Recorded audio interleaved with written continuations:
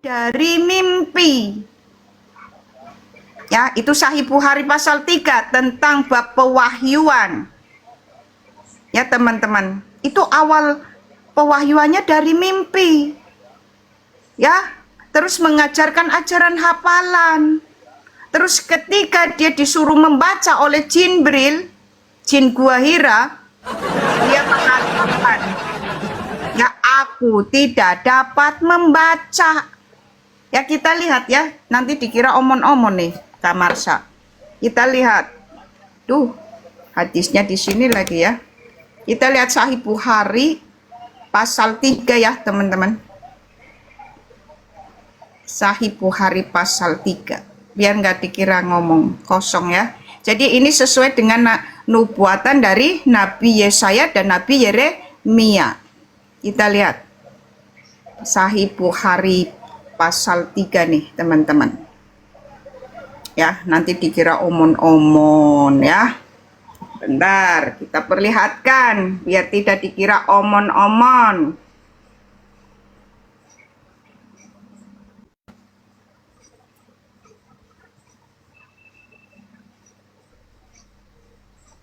Nih Sahih Bukhari ya teman-teman.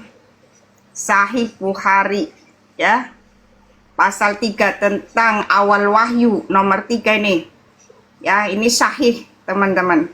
Nah kita lihat teman-teman ya, diriwayatkan oleh Aisyah ibu orang-orang beriman, permulaan wahyu ilahi kepada Rasulullah SAW adalah dalam bentuk mimpi. Ya, sesuai dengan nubuatan dari Nabi Yeremia. Dan ketika disuruh membaca, apa jawabannya nih? Kita lihat teman-teman. Ya, kita lihat nih ketika disuruh membaca nih. Ya, ini nubuatan dari Nabi Yesaya nih ya.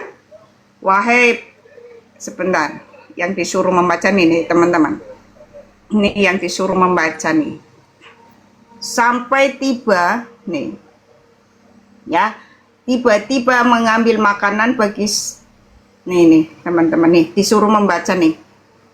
Ya, malaikat datang kepadanya meminta untuk membaca. Rasulullah SAW menjawab, saya tidak tahu cara membaca. Malaikat dan menekankan ya dengan sangat keras sehingga aku tidak bisa menahan lagi. Dia kemudian melepaskanku dan sekali lagi memintaku untuk membaca dan aku menjawab saya tidak tahu cara membaca. Ya. Jadi nubuatan ya, nubuatan dari Nabi Yesaya dan Nabi Yeremia terbukti. Ya, begitu juga nubuatan dari Tuhan kita. Ya, Yesus Kristus teman-teman mengatakan seperti ini, yang menggunakan gelarnya. Ya. Nih.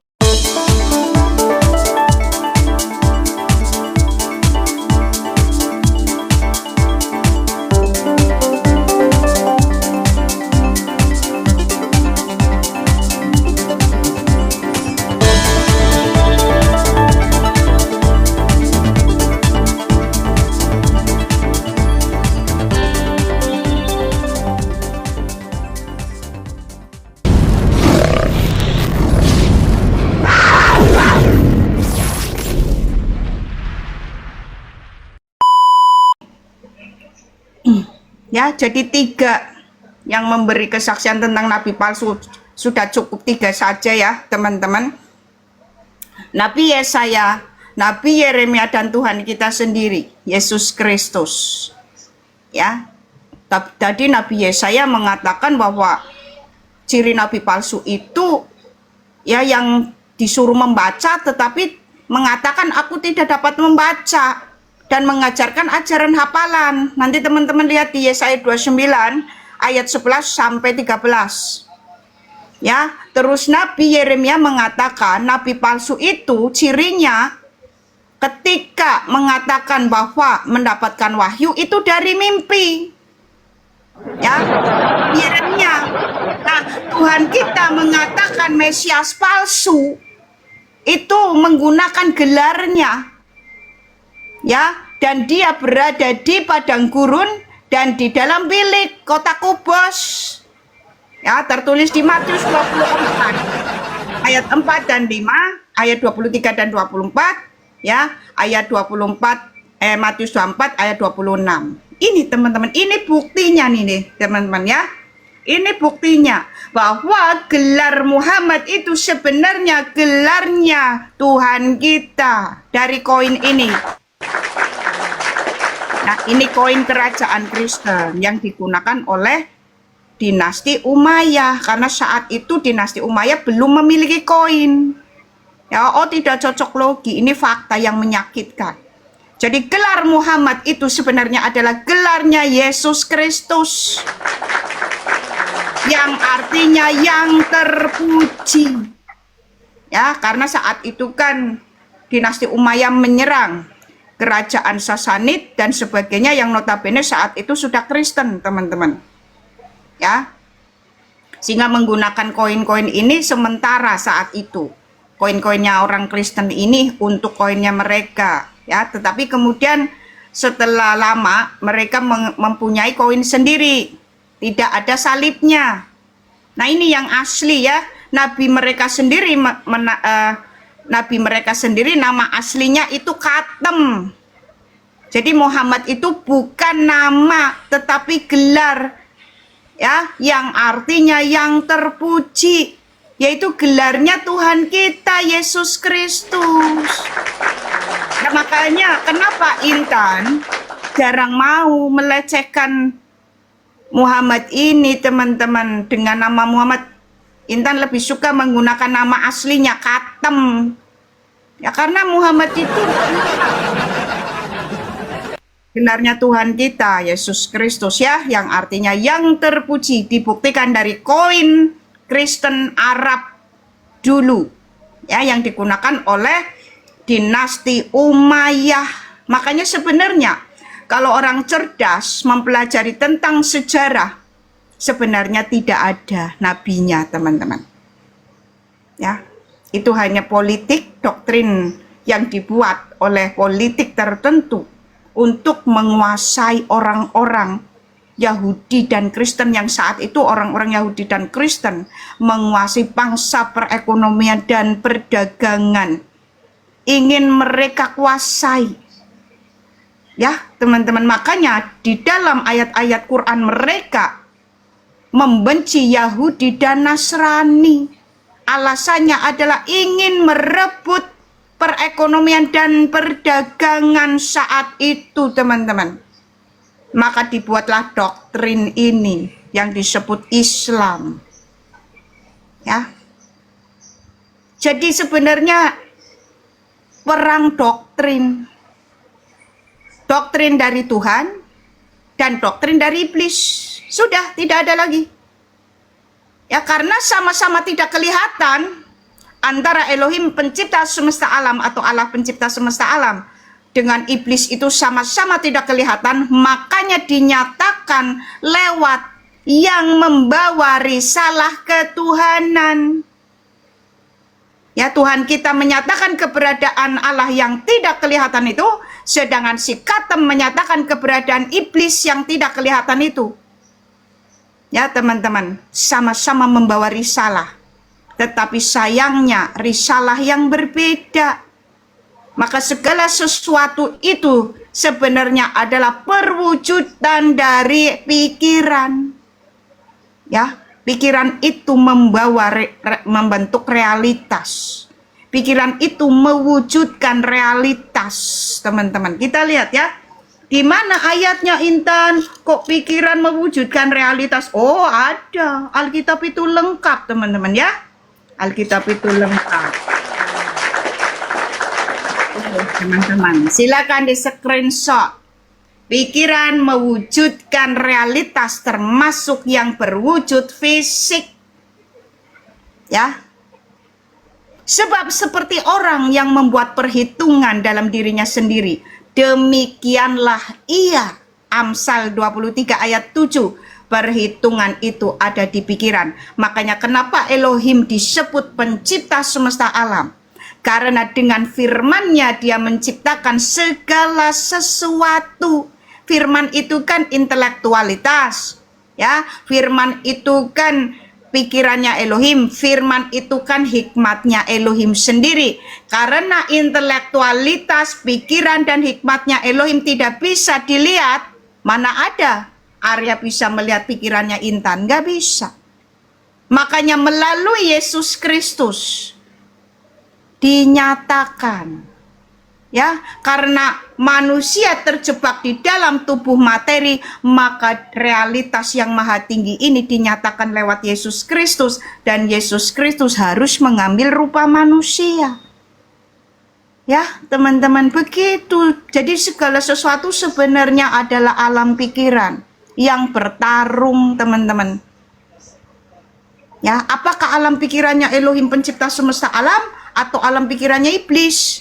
Yesus Kristus itu menyatakan keberadaan Elohim pencipta semesta alam, si Katem ini menyatakan keberadaannya iblis.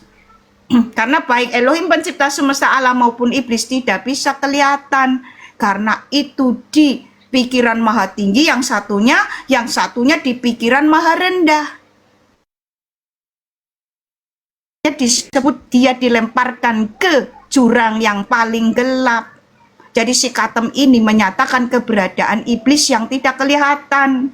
Sedangkan Yesus Kristus menyatakan keberadaan Elohim yang tidak kelihatan. Yohanes 1 ayat 18 menyatakan, tidak ada seorang pun yang pernah melihat Allah, tetapi anak tunggal Allah yang ada di pangkuan Bapa, dialah yang menyatakannya. Kita lihat ya ayatnya. Jadi segala sesuatu itu sebenarnya adalah alam pikiran yang mewujud, teman-teman. Nah, silakan di screenshot. Ya. Silakan di screenshot. Yesus Kristus menyatakan keberadaan Elohim pencipta semesta alam yang tak terlihat dan mengajarkan ajaran-ajarannya. Yohanes 1 ayat 18, tidak ada seorang pun yang pernah melihat Allah, tetapi anak tunggal Allah yang ada di pangkuan Bapa, dialah yang menyatakannya. Karena dia adalah firman-Nya Allah itu sendiri. Maka seharusnya kita mengikuti yang berasal dan datang dari dalam diri Allah sendiri, yaitu pikirannya Allah. Siapa itu? Yesus Kristus. Begitu caranya teman-teman memahami kealahan. Ya, di alam fisik nih, kita mengenal otak. Di alam fisik kita mengenal otak nih, teman-teman ya. Ini di alam fisik.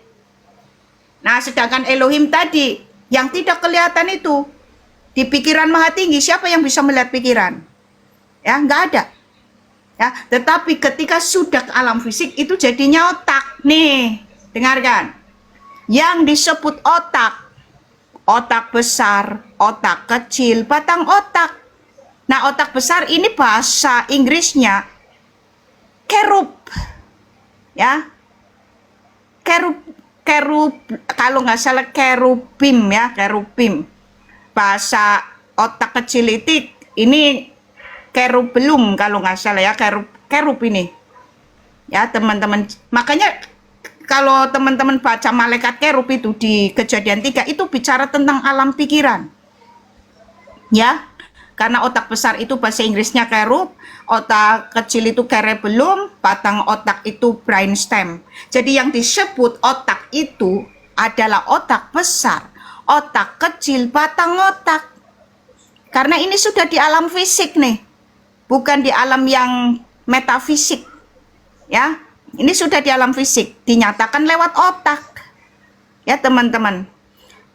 Otak besar, otak kecil, batang otak, itulah otak. Ketiganya adalah satu. Ya, ketiganya adalah satu nih teman-teman. Kalau kalian menganggap bahwa otak hanya otak besar saja, maka manusia tidak bisa bergerak. Maka manusia tidak bisa berpikir, tidak bisa berbicara dan sebagainya, tidak bisa melihat. Karena hakikatnya otak adalah otak besar, otak kecil, batang otak, dan ketiganya adalah satu, itulah otak. Makanya kealahan itu tidak berbicara tentang jumlah, tetapi tentang keberbagaimanaannya dia. Ya teman-teman, ini otak besar nih. Apakah otak besar itu menggerakkan tubuh manusia, Intan? Iya dong. Tetapi tidak bisa tanpa adanya otak kecil dan batang otak. Ya. Apakah otak kecil menggerakkan tubuh manusia, Intan? Iya. Tetapi tidak bisa tanpa adanya otak besar dan batang otak. Apakah batang otak itu menggerakkan tubuh manusia, ya Intan? Iya. Tetapi nggak bisa tanpa adanya otak besar dan otak kecil. Karena ketiganya adalah satu. Ya. Harus seia sekata. Barulah tubuh manusia itu bergerak. Ya teman-teman, makanya kenapa Tuhan mengatakan aku tidak berbuat menurut kehendakku sendiri. Ya, begitu juga Bapa. Ya, tanpa adanya firman dan roh tidak bisa menciptakan, teman-teman. Nah, firman inilah yang kita panggil Yesus Kristus Tuhan kita. Kenapa kita menyembah Yesus? Karena segala kuasa sudah diberikan kepadanya.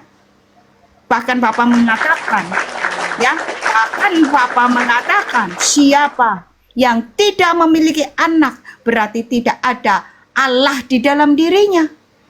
Artinya kita harus melalui anak dulu, menyatu dengan anak dulu sebelum menyatu sepenuhnya dengan Bapa. Menyatu sepenuhnya dengan Elohim yang nantinya disebut perkawinan anak domba, yaitu penyatuan hati, jiwa, dan pikiran kita sepenuhnya dengan Elohim pencipta semesta alam, supaya kita segambar dan serupa lagi dengannya, supaya kita berkuasa lagi. Sebab dulu manusia sebelum mengerti alam pikiran binatang, manusia itu segambar dan serupa dengan Elohim.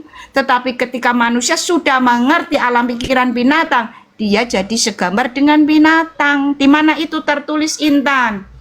Ya ada teman-teman, Alkitab itu lengkap. Nggak kayak kitab sebelah itu ya. Itu maksudnya apa ya?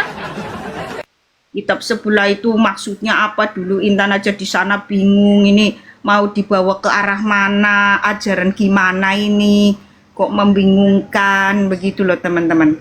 Kalau Alkitab ini menjawab lengkap sekali teman-teman.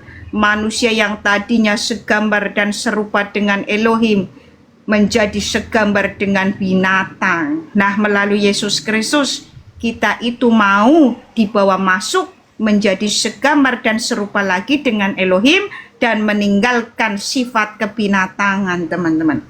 Nah, ini teman-teman. Aduh. Ini mendadak. Teman-teman tap-tap yang kuat ya. Kalau seperti ini udah ini. Iya, sebentar Mbak Intan. Teman-teman tolong di tap-tap ya. Ini sudah ada, saya nggak bisa banding ya. Ini mereka di bawah ini yang nonton sudah banyak teman-teman ya. Tadi saya sudah dapat ini apa namanya nggak bisa banding ya teman-teman ya. Tolong di tap-tap yang kencang ya teman-teman. Kalau tidak keberatan disiram-siram, nggak tahu pakai populer atau apa, karena Mbak Intan ini kenceng ya. Tapi nggak apa-apa ya. Tolong teman-teman ya. Disupport ya teman-teman, karena sudah dapat laporan tapi nggak bisa banding saya satu ya. Lanjut Mbak Intan. Jadi dari segambar dan serupa dengan Allah, Kejadian 1 ayat 26 dan 27, jatuh dan segambar dengan binatang, Pengkhotbah 3 ayat 18. Solusinya adalah lahir baru dan keluar dari alam pikiran binatang. Ya. Yohanes 3 ayat 3. Lahir baru itu pembaharuan hati, jiwa, dan akal budi, pembaharuan spiritualitas kita. Spirit kita yang terikat pada biblis digantikan dengan spirit Roh Kudus. Nah, kok RT 6 ini kok malah diberi pendamping golongan jin dan setan-setan.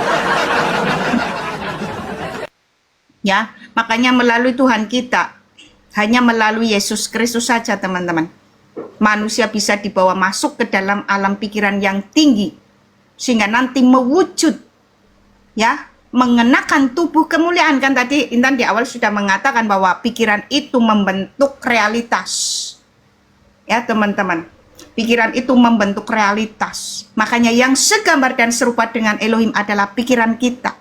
Tetapi ketika manusia sudah masuk ke dalam alam pikiran hewan, makanya di Kejadian 3 teman-teman bisa paham itu ya, bisa dipahami di situ akhirnya Elohim mengenakan kulit binatang. Betul enggak? Kamarsa, Kejadian 3. Kita harus melepaskan alam pikiran hewan tadi, teman-teman. Ya, menuju alam pikiran Elohim sendiri, yaitu siapa? Yesus Kristus. Yesus Kristus adalah pikirannya Elohim yang mewujud jadi manusia. Ya, karena tadi Intan di awal sudah mengatakan bahwa segala sesuatu itu adalah realitas dari alam pikiran.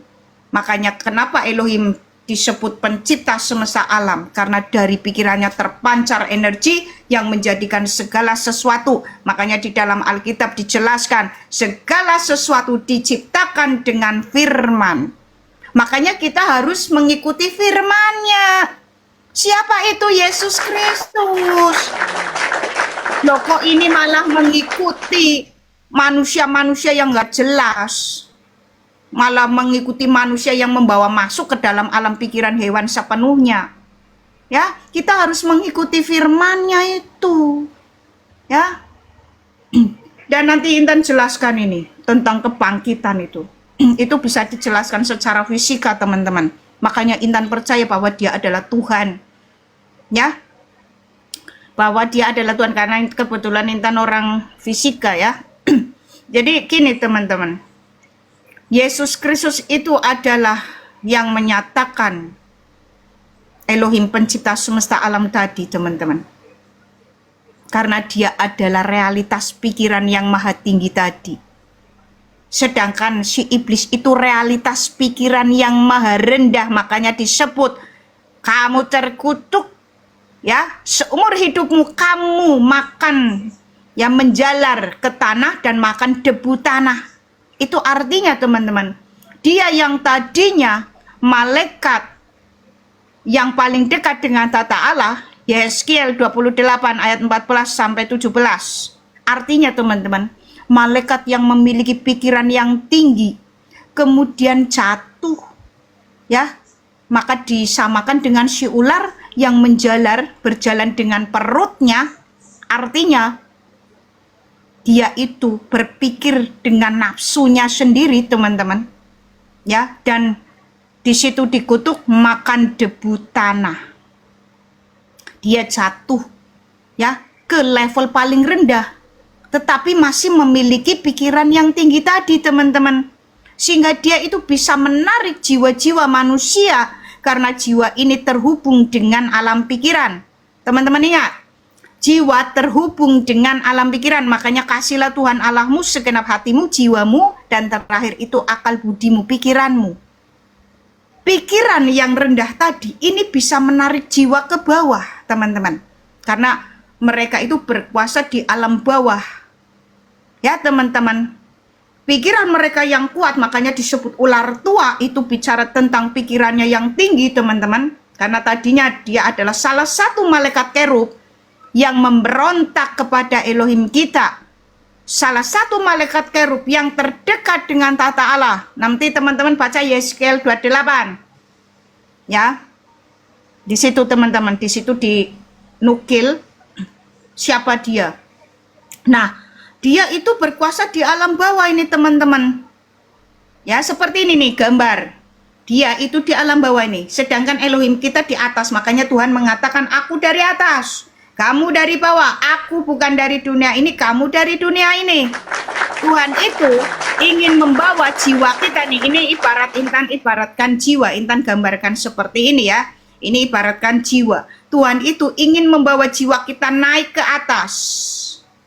Nah, lingkaran ini ibarat kata kedagingan kita ini. Jangan sampai jatuh ke dalam kedagingan binatang yang di bawah ya, teman-teman. Nah, kita berada di transisi ini, teman-teman, antara yang di atas atau yang di bawah. Ya. Nah, makanya kenapa kita harus menyembah Yesus Kristus? Karena Yesus Kristus adalah pikirannya Elohim sendiri yang memiliki maha tinggi. Makanya Tuhan di Wahyu 1 ayat 8 mengatakan dia maha kuasa. Apakah itu tidak cukup menunjukkan bahwa dia adalah Tuhan? Dia sudah mengatakan dia maha kuasa, berarti dia Tuhan. Kok minta ditunjukkan di mana Yesus mengaku Tuhan? Tak tunjukkan Wahyu 1 ayat 8. Dia mengatakan maha kuasa. Ya karena dia pikirannya Elohim, gimana sih? Ya. Nah, makanya kita harus mengikuti Yesus Kristus itu supaya pikiran kita yang rendah ini, teman-teman, masuk ke dalam alam pikiran. Makanya Rasul Paulus mengatakan, kami memiliki pikiran Kristus.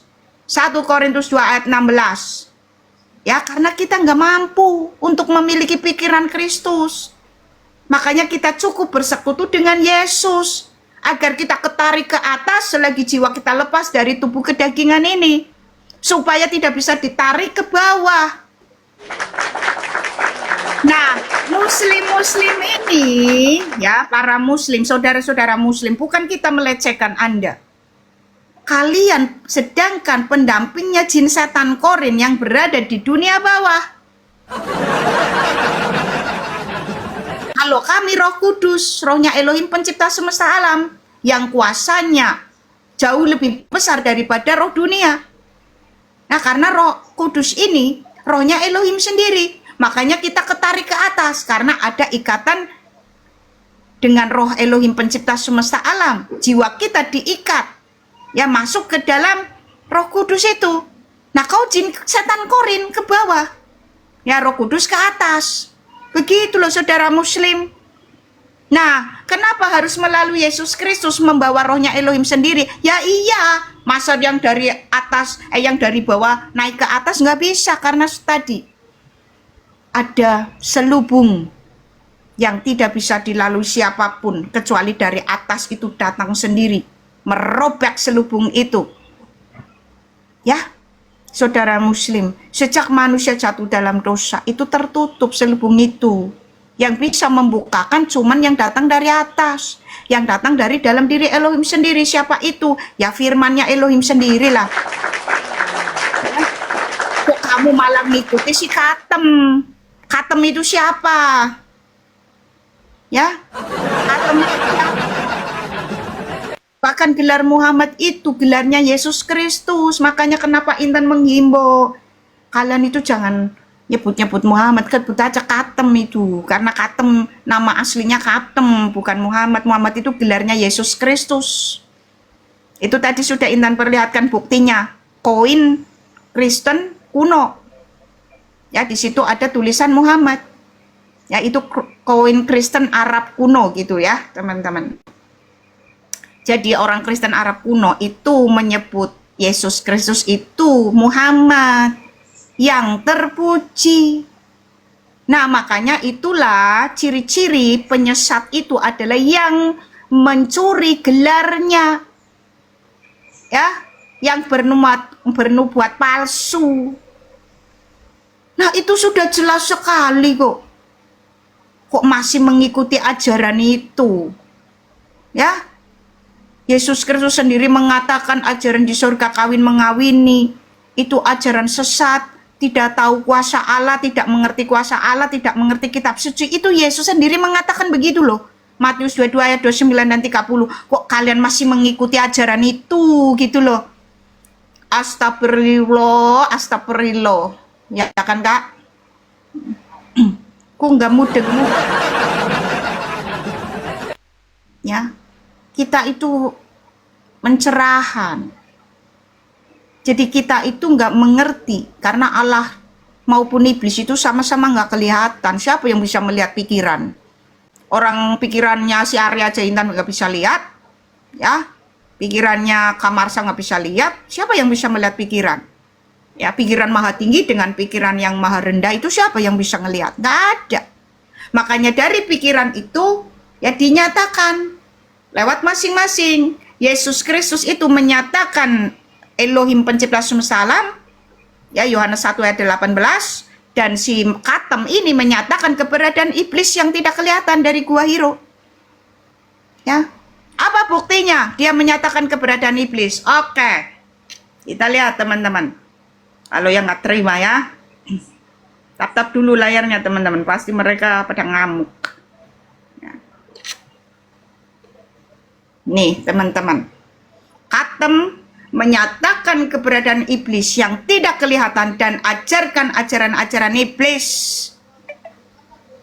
Ya, pertemuan dengan malaikat gua yang disebut Jibril, Sahih Bukhari pasal 3 tentang permulaan wahyu. Ya, itu pertama kali. Nah, sedangkan menurut 2 Petrus 2 ayat 4, malaikat-malaikat yang ada di dalam gua adalah malaikat-malaikatnya iblis. Kita baca ya, 2 Petrus 2 ayat 4. Nah, supaya mereka ngerti bahwa malaikat-malaikat yang di gua, ya, itu malaikat-malaikatnya iblis. Ingat, mereka suka framing, halah Yesus aja dimakamkan di gua. Oh tidak, Yesus itu dimakamkan di tomb, itu dalam bahasa Inggrisnya ya. Artinya kubur batu, kubur yang sengaja dibuat. Seperti kubur batu itu seperti kamar-kamar batu. Itu memang dibuat saat orang-orang saat itu. Ya jadi beda. Yesus Kristus itu bukan menyatakan ajaran dari gua, nggak ada. Ya, itu tomb, artinya kubur batu. Nah, si Zuma itu sering menyelewengkan. Yesus Kristus aja dari gua kok. Oh tidak, Yesus Kristus itu dimakamkan di kubur batu. Ya, jadi beda, teman-teman. Nah, kita lihat teman-teman. Malaikat-malaikat yang ada di dalam gua itu malaikatnya iblis. Kita lihat. 2 Petrus. Oh, 2 Petrus sih, sebentar.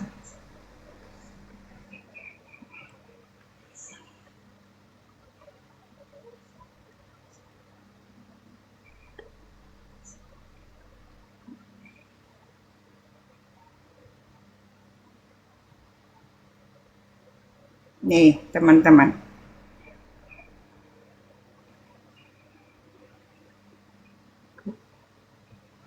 Petrus 2 Petrus 2 ayat 4 ya. Kita lihat nih. 2 Petrus 2 ayat 4. Sebab jikalau Allah tidak menyayangkan malaikat-malaikat yang berbuat dosa, tetapi melemparkan mereka ke dalam neraka dan dengan demikian menyerahkannya ke dalam gua-gua yang gelap untuk menyimpan mereka sampai hari penghakiman. Itu teman-teman. Jadi kalau ada malaikat ya di dalam gua, itu malaikatnya setan. Ya, bukan malaikat terang. Ya. Terus shot ayat 82 sampai 88. Ini mungkin menggemparkan nanti kamar saya.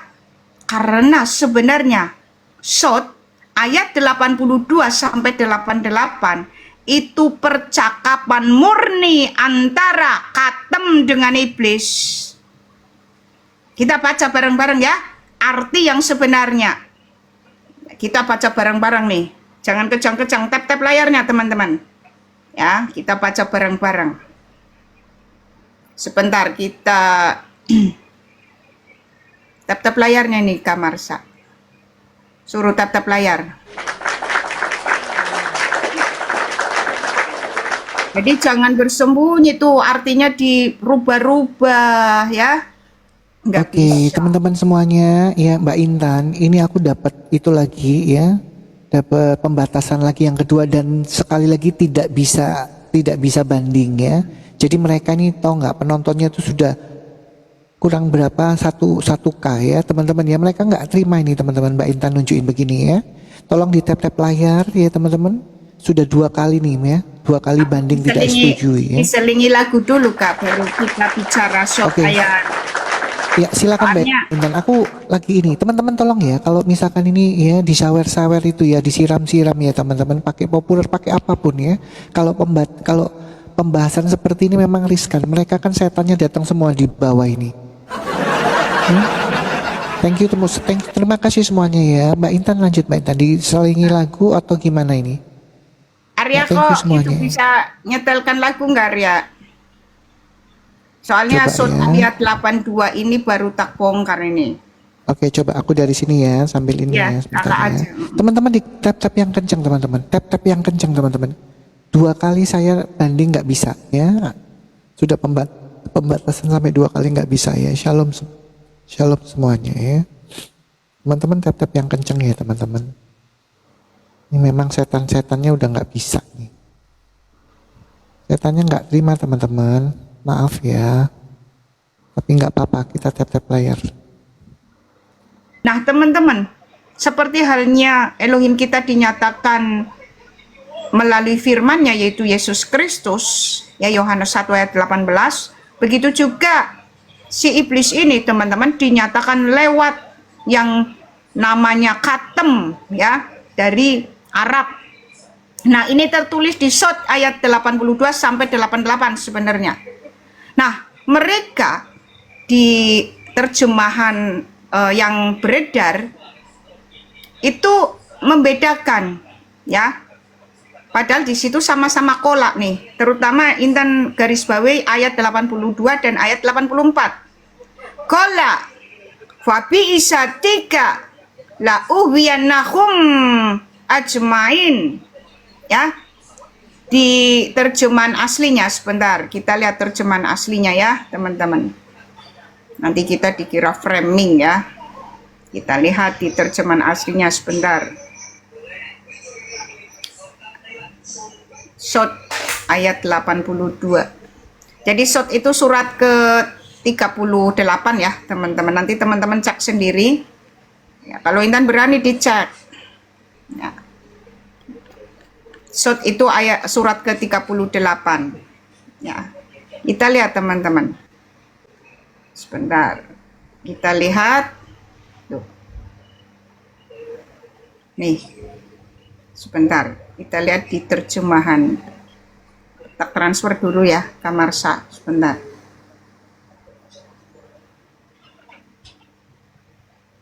Ini terjemahan asli nih.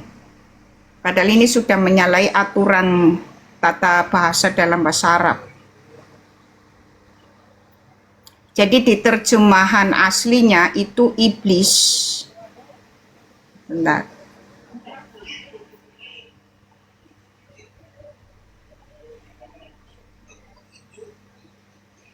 Ternyata kalau mengajar begini nih harus lengkap dulu datanya, ditransfer dulu ya. Bentar teman-teman.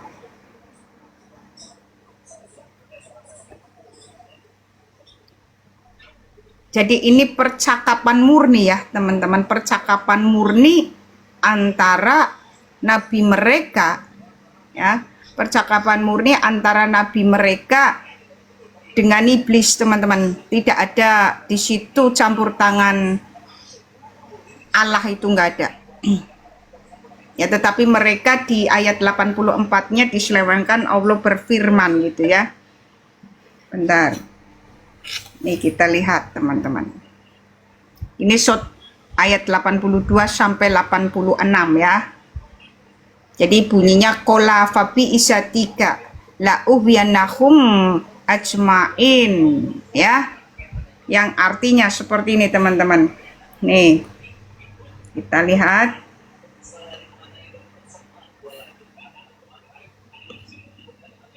Ya, kita lihat nih. Sudah ya. Iblis menjawab, demi kemuliaanmu pasti aku akan menyesatkan mereka semuanya, kecuali hamba-hambamu yang terpilih di antara mereka. Nah, di sini ayat 84-nya sama-sama kola. Kola fal hakku. Fal hakku akul. Ya. Jadi di ayat 82 sama-sama kola. Di ayat 84 ini sama-sama kola.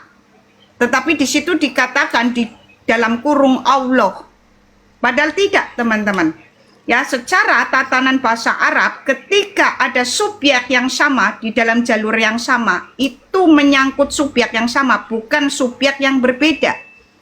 Nah, ini ya, di dalam berulang kata kola, kalau dalam berulang dalam satu konteks atau kalimat atau paragraf itu merujuk pada subjek yang sama. Ini tatanan kaidah bahasa Arab ya teman-teman. Ingat-ingat di screenshot. Dalam kaidah bahasa Arab, kata kola ketika berulang dalam satu konteks kalimat atau paragraf merujuk pada subjek yang sama. Berarti di sini ini bukan Allah. Ya. Di sini ini bukan Allah tetapi masih iblis, teman-teman. Ya. Di sini bukan Allah tetapi masih iblis. Ya, jadi kalau kita artikan secara jujur artinya begini, teman-teman. Ya, Sot ayat 82 sampai 88 artinya seperti ini. Kita lihat ya. Nih.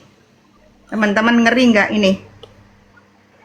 Ya, ini percakapan iblis dengan nabinya.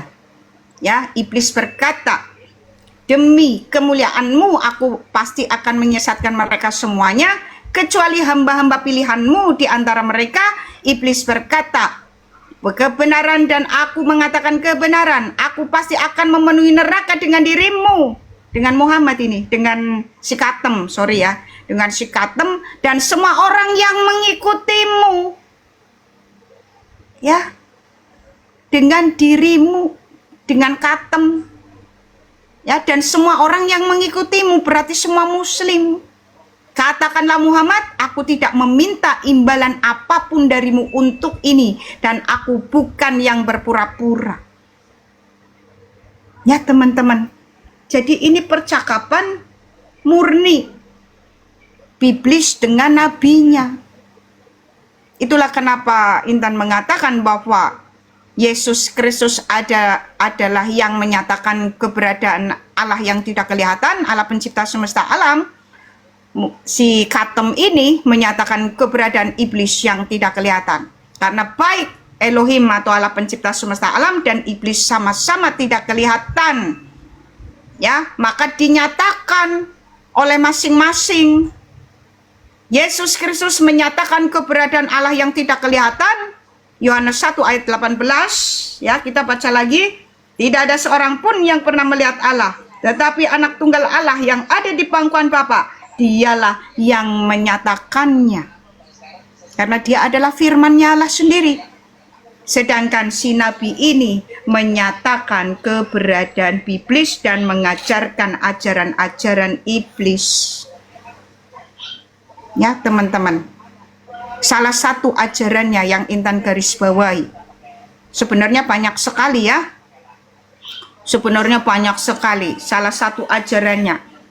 Karena ini hubungannya dengan alam pikiran, maka Intan hanya mengacu kepada surganya.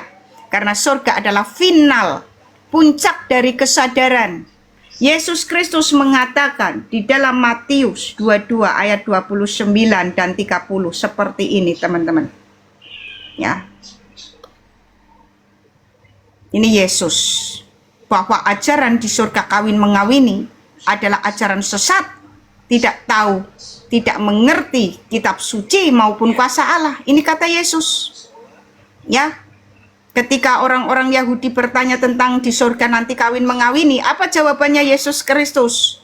Kamu sesat, sebab kamu tidak mengerti kitab suci maupun kuasa Allah, karena pada waktu kebangkitan orang tidak kawin dan tidak dikawinkan, melainkan hidup seperti malaikat di surga.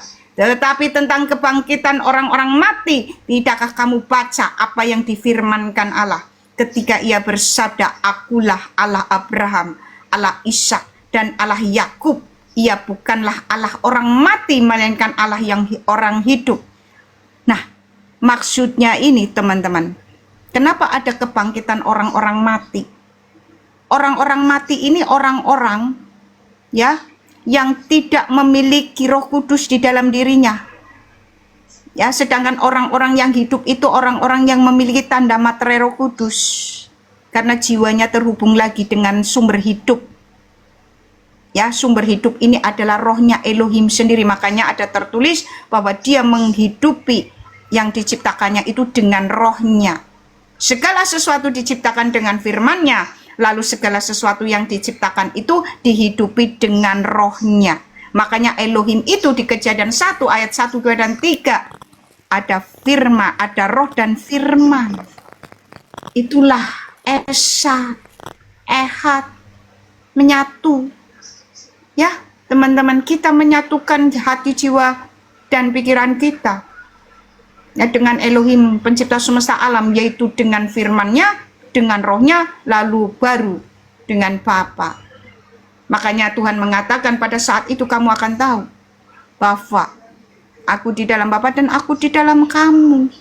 Itulah yang disebut ehad atau esa menyatu. Ya, bukan tohid, tapi mengajarkannya beda. Ya, inilah ya kita ke surganya dulu, ini ajaran surganya. Kenapa Yesus Kristus mengatakan bahwa kita nanti hidup seperti malaikat di surga? Karena malaikat di surga tidak punya nafsu kebinatangan. Ya, malaikat surga itu tidak punya nafsu kebinatangan. Mereka itu patuh dan tunduk, ya, menjalankan perintah Elohim pencipta semesta alam. Itu kita dibawa masuk lagi ke dalam alam pikiran yang patuh dan tunduk kepada Elohim pencipta semesta alam, seperti dulu ketika Adam dan Hawa belum jatuh dalam dosa, belum melanggar perintah Elohim. Ya, teman-teman. Makanya kenapa Adam pertama itu gagal? Karena tidak patuh. Ya, tidak patuh dengan Elohim. Makanya gagal. Ya, makanya tidak bisa menghalau iblis. Gagal ini. Makanya digantikanlah Adam kedua. Ya, yang kita panggil Tuhan kita Yesus Kristus. Itulah Adam kedua yang patuh dan taat dan tunduk, ya, gambaran dari diri, karena dia itu kan punya dwi natur begitu dia ini berinkarnasi menjadi manusia. Jadi di dalam kemanusiaannya itu dia patuh dan tunduk dan taat kepada Bapa. Ya, itu gambaran Adam kedua yang sukses. Karena kepatuhannya itu ya pada Bapa, sehingga apa teman-teman? Sehingga tadi teman-teman, diselamatkanlah kita. Kita kan ini gambaran pemberontak ini. Kita ini gambaran Adam pertama ini ya, gambaran pemberontak. Tetapi karena satu orang melakukan kebenaran, maka kita dibenarkan di dalam Dia. Ya teman-teman. Kalau dulu satu orang berbuat salah, maka semua manusia jatuh dalam dosa dan berakibat maut. Tetapi karena satu orang melakukan kebenaran, maka kita dibenarkan dan kita dimerdekakan dari maut. Ya, makanya jangan mengikuti orang yang masih hidup di dalam Adam pertama. Ya, kita harus mengikuti Adam yang sesungguhnya, yang bisa menghalau godaan iblis, yang bisa patuh dan taat kepada Elohim pencipta semesta alam, gitu loh. Kita harus mengikuti Yesus Kristus.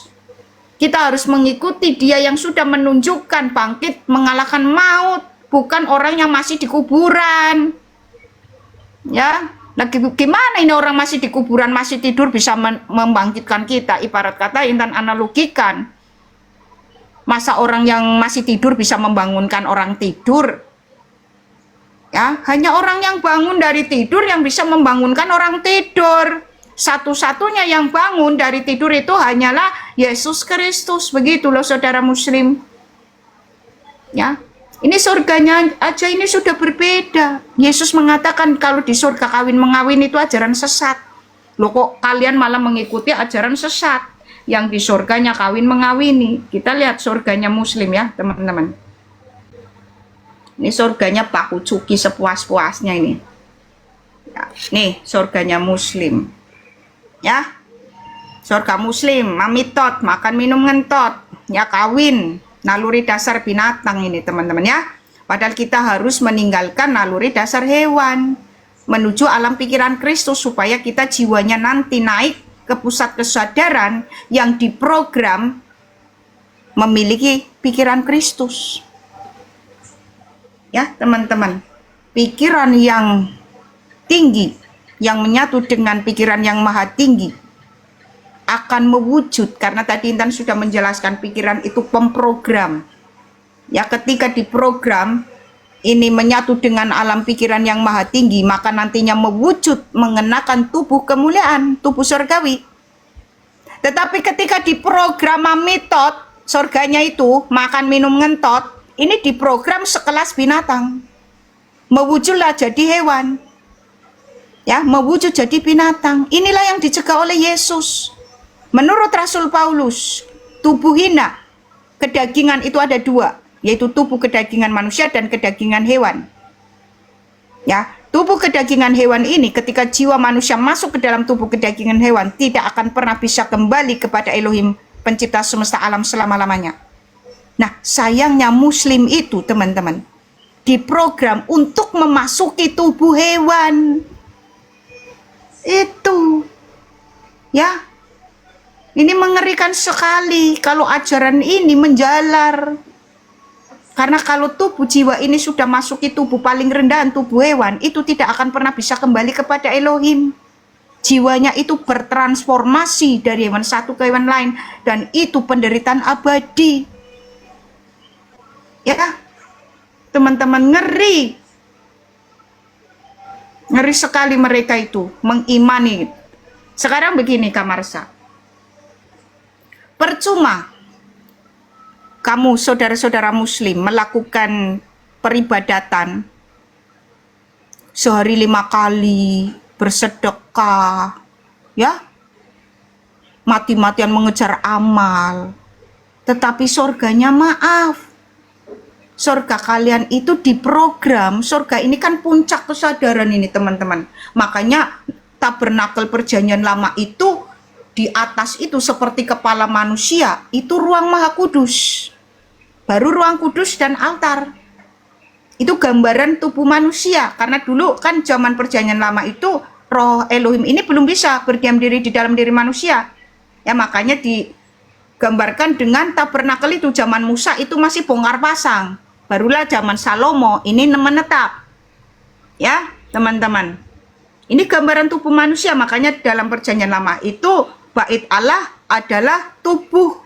Sedangkan setelah roh Elohim ini bisa berdiam diri atau roh Allah ini bisa berdiam diri di dalam diri manusia, tubuh manusia ini adalah bait Allah itu sendiri. Ya, dan di atas itu tetap kepala kita yang memprogram nanti kita selanjutnya tubuhnya bagaimana. Ya, kalau pikirannya Kristus, nanti kita memiliki tubuh Kristus. Teman-teman, atau tubuh kemuliaan, tubuh sorgawi. Ya, kalau pikirannya diprogram tadi surganya, puncak kesadarannya itu adalah tadi makan minum ngentot. Ini kan naluri dasar hewan. Jadi diprogram memiliki tubuh hewan selanjutnya. Karena doktrin itu mengikat di alam pikiran. Karena pikiran itu memprogram data-data yang diakibatkan oleh doktrinnya. Ya, doktrin seperti ini, nih teman-teman nih. Ya, doktrin seperti ini doktrin alam pikiran hewani karena naluri dasar hewan tadi makan minum ngentot. Ya, kalau malaikat tadi Tuhan kan mengatakan di surga seperti malaikat surga. Kalau malaikat ini tadi patuh, taat, tunduk, hanya memuji kepada Elohim pencipta semesta alam. Ya, makanya surga kita dikatakan hidup seperti malaikat surga. Artinya tidak memiliki alam pikiran hewan. Naluri dasar hewan itu adalah makan, minum, ngentot. Dan ini terprogram di otak, di pikirannya, di alam pikirannya semua muslim. Sehingga mewujudnya, maaf saudara-saudara muslim, sebaik apapun dirimu karena terprogram puncak kesadarannya adalah makan minum ngentot, itu naluri dasar hewan, kalian nanti menjadi hewan. Ya, tubuhnya berubah, tubuh kehinaan. Kita lihat teman-teman di mana ayatnya itu Intan. Kau jangan ngomong sembarangan. Oke. Nih, kita lihat ayatnya teman-teman ya. Jadi tubuh kedagingan hina ini ada 2. Nih, makanya Alkitab itu luar biasa menjawab semuanya ya. Makanya Intan nggak butuh buku lainnya. Buku lainnya itu hanya sebagai tambahan ya teman-teman, memperkuat ya, tetapi dasarnya tetap sumbernya harus Alkitab. Karena Intan dulu gini teman-teman, Intan dulu penggemar filsafat, tetapi setelah mengenal Tuhan Yesus Kristus terus membaca Alkitab, semua filsafat itu bullshit teman-teman. Secanggih apapun yang dinarasikan itu ternyata tidak bisa dibuktikan, bohong itu ya. Tubuh tubuh kedagingan ada dua teman-teman, tubuh daging manusia dan tubuh daging binatang. Itu 1 Korintus 15 ayat 39. Tubuh yang mengenal penderitaan dan maut. Tubuh binatang tidak bisa kembali pada Elohim selamanya, tertulis di Pengkhotbah 3 ayat 21. Silakan teman-teman di screenshot. Ya, jadi jiwa yang terjebak dalam tubuh hewan itu akan jatuh ke bawah, itu di Pengkhotbah 3 ayat 21 ya. Jadi itulah yang disebut maut, jiwanya terpisah selama-lamanya dari Elohim pencipta semesta alam. Ya, jatuh ke alam paling rendahan yang disebut jurang maut. Ya, kenapa disebut hewan, teman-teman? Kenapa disebut tempat binatang? Karena di situ, di jurang maut itu sepenuhnya jahat, sepenuhnya buruk. Kalau kita ini berada di transisi antara dunia bawah dengan dunia atas, makanya kita berada di dunia sebagian jahat, sebagian baik. Makanya disebut buah pengetahuan baik dan jahat. Kita berada di transisi ini. Apakah kita bisa kembali ke dunia yang sepenuhnya baik, atau kita jatuh ke dunia binatang yang sepenuhnya jahat? Ya, saudara muslim, sebenarnya sederhana sekali mengenalinya dari puncak kesadarannya atau sorga atau samayim. Apakah sorganya membawa masuk ke dalam alam pikiran yang tinggi atau membawa masuk ke dalam alam pikiran hewan? Yaitu mamitot, makan minum entot. Itu masalahnya. Padahal kalau kalian cerdas, saudara muslim, Allah Anda aja itu mengatakan Anda itu seperti hewan ternak, berkembang biak layaknya hewan ternak. Ini ayatnya nih. Ini Allah mau menyamakan Anda semuanya berkembang biak layaknya hewan ternak. Jadi sebenarnya nasib Anda semua sudah ditentukan oleh Allahnya, bahwa Anda itu nanti kehidupan selanjutnya berubah, jiwanya masuk ke dalam hewan-hewan ternak. Kalau kalian cerdas. Ya, Allah pencipta langit dan bumi, Dia menjadikan bagi kamu pasangan-pasangan dari jenis kamu sendiri dan dari jenis hewan ternak, pasangan-pasangan juga dijadikannya kamu berkembang biak dengan jalan itu. Ngeri sekali. Ya, watirus samawati wal ard ja'ala lakum min anfusikum aswaja wa minal an'ami aswaja yasra'ukum fi laisa kamisli syai'i wa huwas syami'ul basir. Itu maksudnya. Kalian sudah ditentukan nasib selanjutnya. Berubah masuk ke dalam tubuh hewan ternak. Makanya surganya makan, minum, dan entot. Karena hewan ternak itu hanya mengenal makan, minum, dan kawin. Ya, saudara muslim, mengerikan sekali kalian ya. Sedangkan kami ini memiliki apa, teman-teman? Tubuh kemuliaan, tubuh sorgawi ya, bukan tubuh hewan, saudara muslim. Maka itulah maksudnya tanda binatang. Ya, bukan chip yang disuntikan di tangan atau di dahi, bukan. Maksudnya tanda binatang disematkan di dahi itu adalah alam pikiran binatang. Ya, disematkan di tangan, ditandai di tangan, artinya tindakannya nantinya. Ngeri nggak? Ya, doktrin yang membawa masuk ya ke alam pikiran binatang sehingga tindakannya itu nantinya karena jatuh ke tubuh binatang, tindakannya seperti binatang. Itulah tanda 666. Makanya Allah Subhanahu wa taala itu sebenarnya tulisannya aja itu tanda 666. Ya, kita lihat teman-teman. Ini dari teks Yunani. Dan itu simbol Saturnus, hewan atau Syakut, atau Moloch, atau bintang Revan. Simbolnya Raja Iblis Azazel. Ya, teman-teman, si mata satu, si kubus hitam. Jadi di Alkitab itu sudah dibongkar sebenarnya. Antara satu dengan yang lainnya saling terkait. Hanya saja Intan menyederhanakan. Ya, jadi simbol 666 di Wahyu 13 ayat 18 itu seperti ini, tulisan Olo, tulisan Naum. Ini adalah simbol Saturnus Azazel, Raja Iblis. Makanya perayaan Yom Kippur, Imamat 16 itu menggambarkan Azazel adalah dosa yang dibuang ke padang gurun, ya, di padang tandus. Itu teman-teman, ya. Nah, Azazel ini adalah gambaran Aum atau Olo ini adalah serpent spirit, spirit ular atau naga besar, ya. Jadi terhubung semua kan, ya. Nah, spirit ular atau naga besar, Wahyu 12 ayat 9 adalah Satan atau iblis. Dan di perjanjian lama itu dijelaskan, disebut Leviathan yang artinya melilit, yaitu kekuatan iblis yang melilit. Ya, Ayub 3 ayat 8 simbol kutukan dan kegelapan. Itu makanya Khatam itu menyatakan keberadaan iblis yang tidak kelihatan. Sedangkan Yesus Kristus menyatakan keberadaan Elohim pencipta semesta alam yang tidak kelihatan. Karena sama-sama tidak kelihatan, maka ini perlu dinyatakan. Melalui Yesus Kristus keberadaan Elohim pencipta semesta alam dinyatakan. Melalui Khatam keberadaan iblis yang tidak kelihatan dinyatakan. Teman-teman, ya. Sesuai dengan tadi short ayat 82 sampai 88 sebenarnya, ya teman-teman. Inilah percakapan murni bahwa si iblis berkata, kamu Khatam, ya, dan pengikutmu akan aku seret ke neraka. Nih teman-teman, ini arti sebenarnya, ya. Jadi tadi sudah dijelaskan kata kola, ya, itu merujuk pada satu subjek, bukan subjek lainnya.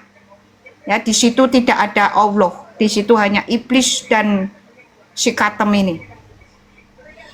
Ya, jadi di sini yang paling mengerikan, aku pasti akan memenuhi neraka dengan dirimu, dengan si Khatam ini maksudnya, dan semua orang yang mengikutimu, yang mengikuti si Khatam.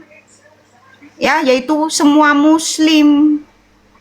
Ini biblis ini. Makanya dikaji itu, ya, para ulama, kalian harus jujur. Kaji ulang short ayat 82 sampai 88. Itu percakapan murni antara Nabi Anda dengan iblis. Di situ tidak ada campur tangan Allah, itu tidak ada. Ya, itu percakapan murni antara Nabi Anda dengan iblis. Jangan berbohong, jangan terlalu lama berdusta. Karena sebentar lagi siapapun yang bertahan dalam kedustaan akan tumbang satu persatu para ulama. Silakan Anda kaji ulang ini, ayat ini. Di sini iblis berkata pada Nabi Anda bahwa dia akan menyeret Nabi Anda dengan semua pengikutnya. Ini Anda jangan pungkiri. Jangan terlalu lama berbohong dan berdusta, ya. Karena sebentar lagi semuanya akan dijungkir balikan. Ya, karena Anda menolak. Ya, menolak pikirannya Elohim yang berinkarnasi menjadi manusia. Anda lebih mengikuti pikirannya iblis. Ya, teman-teman. Silakan para ulama kaji ulang short ayat 82 sampai 88. Itu percakapan murni antara Nabi Anda dengan iblis, tidak ada campur tangan Allah di situ. Ya. Dan di sini iblis mengatakan bahwa dia adalah kebenaran bagi semua muslim. Di situ iblis mengatakan bahwa dia akan menyeret Nabi Anda dan seluruh pengikutnya. Mengerikan enggak? Mengerikan, makanya jujur. Jadi manusia itu jujur dengan data. Jangan membela-bela yang Anda ini saja sebenarnya tidak tahu. Ya. Ini sangat mengerikan. Benar. Nah, makanya teman-teman, tadi kan Intan sudah menjelaskan bahwa Yesus Kristus adalah gambaran Allah yang tidak kelihatan, sedangkan Khatam adalah gambaran iblis yang tidak kelihatan. Ya.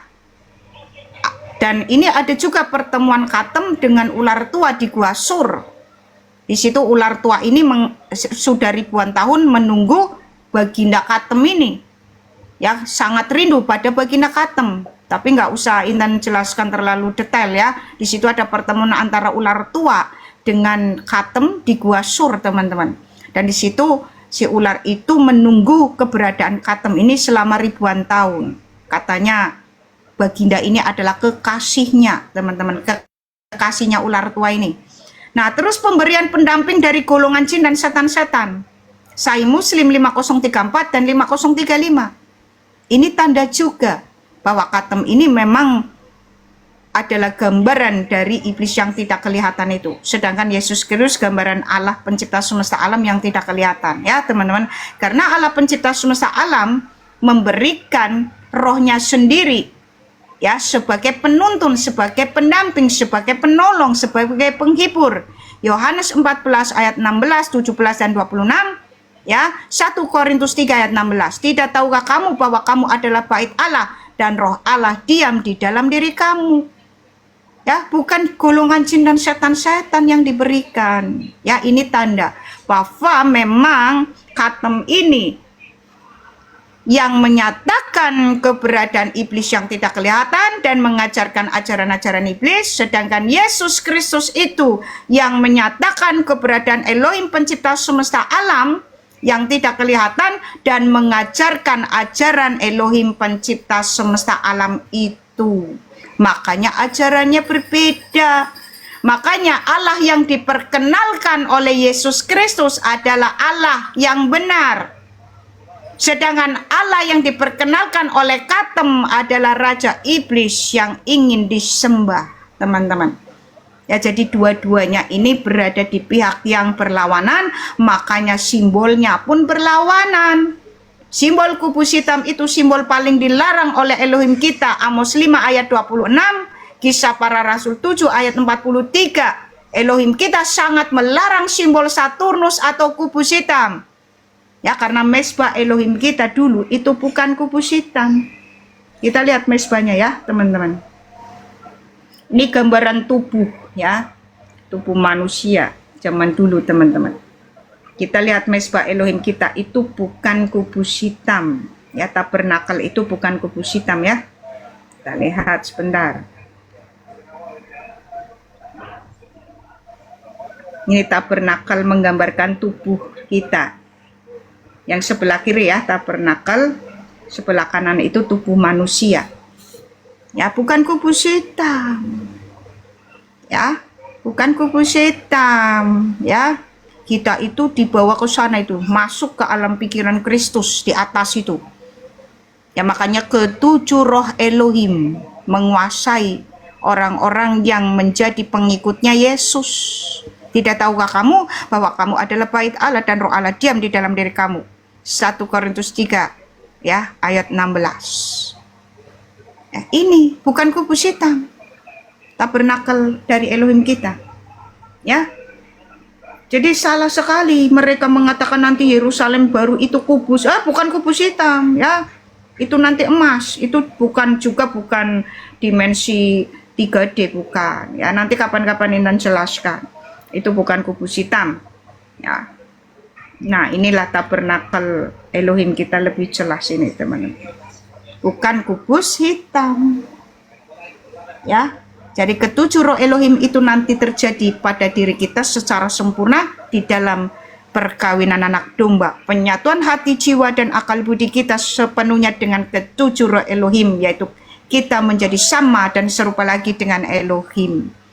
Ya, yang disebut perkawinan anak domba. Makanya itu hanya bisa menyatu dalam diri kita ketika kita bersekutu dengan Tuhan kita Yesus Kristus. Makanya di Wahyu 5 ayat 6 bertanduk 7 dan bermata 7 itu menyatakan ketujuh roh Elohim, bukan bertanduk-tanduk. Tanduk itu simbol kuasa, kekuatan. Begitu juga iblis punya 10 tanduk. Ya. Wahyu 12 ayat 3.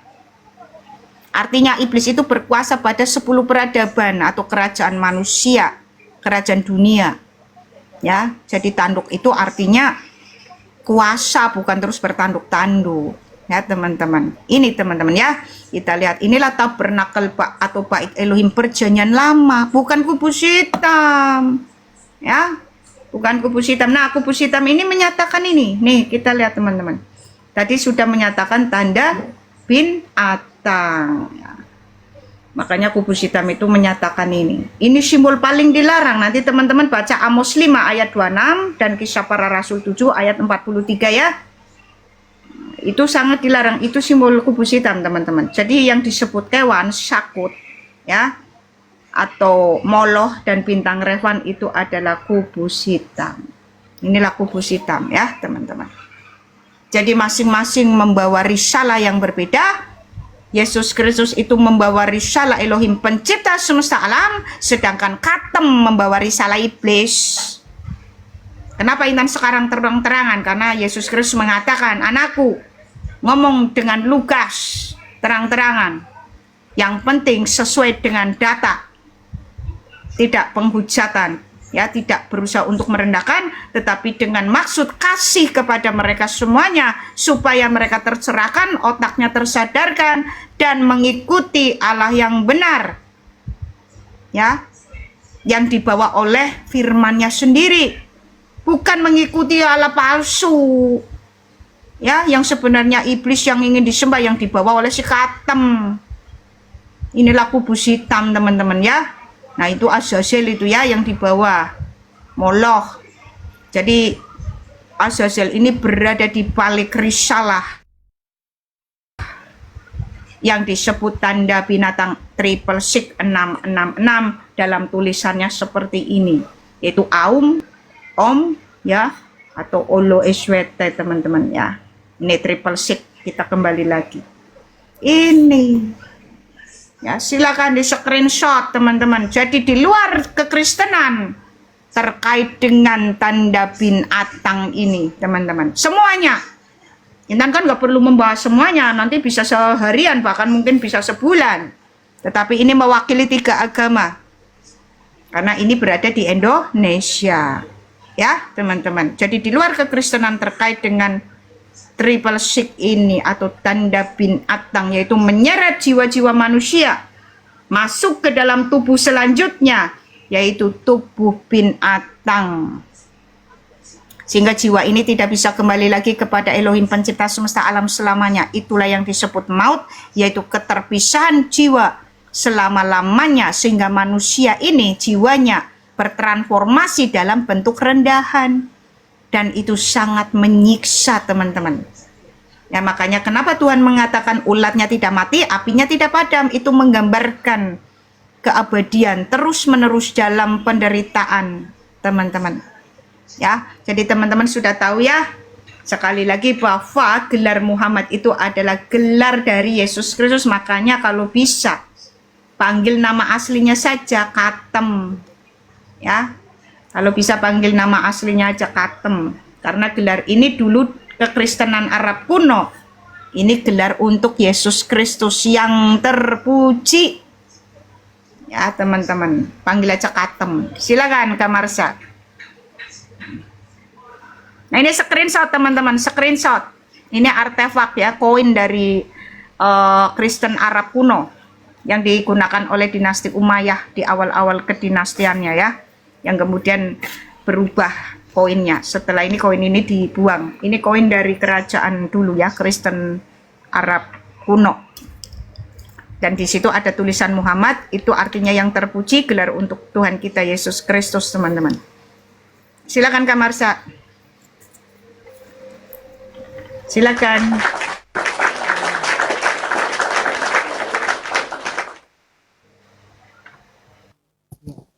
Oke, thank you teman-teman ya semuanya ya.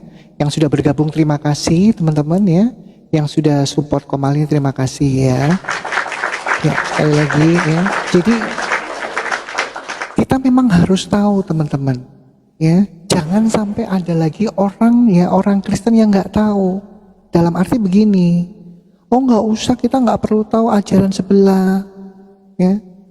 Akhirnya nanti apa kalau nggak tahu? Ya, gampang kebujuk rayu, gampang kena iming-iming, ya, meninggalkan ajaran Yesus dan masuk ke ajaran setan. Ya teman-teman, sekali lagi, mereka sendiri nggak pernah tahu apa sih isi ajaran agamanya itu. Kalau memang ini dari Tuhan yang benar, nggak mungkin ngajarin jahat, itu poinnya. Kenapa saya bisa meninggalkan ajaran ini? Karena memang yang tertulis ajarannya jahat. Otomatis kalau jahat itu bukan dari Tuhan yang benar, dari setan. Ya, gampang kok sebenarnya. Gak mungkin Tuhan yang benar itu mengajarkan kejahatan. Nah, Mbak Intan datang ke Komal-Komal itu ya untuk apa? Untuk memberitahukan tentang sebelum adanya kekristenan itu, setan itu ajarannya sudah ada belum? Sudah. Ya. Sudah ada. Makanya di perjanjian lama ya, itu ada orang-orang yang mengikuti ajaran-ajaran itu. Ya, kaum Nepilim. Itu kan ajaran setan tuh, mereka mengikuti ajaran-ajaran itu. Ya. Makanya Mbak Intan selalu membukakan data, bukan cuma ngomong aja, di-compare gitu kan. Data itu di-compare sama apa yang tertulis dalam Alkitab, jelas sama. Ya. Jelas sama. Makanya sekali lagi ya, kita harus bangga mengikuti Yesus karena kebenaran itu mutlak cuman ada di dalam ajaran Yesus. Ya. Memang kalau di gereja itu tidak seperti ini mengajarkannya. Poin-poinnya sudah dapat seperti di Wahyu, ya kan? Mbak Intan ini menjelaskan semua dan itu semua ada korelasinya sama siapa sih yang dimaksud dengan ini, dengan ini, dengan ini gitu kan? Dan semua sudah jelas kan yang dipaparkan Mbak Intan.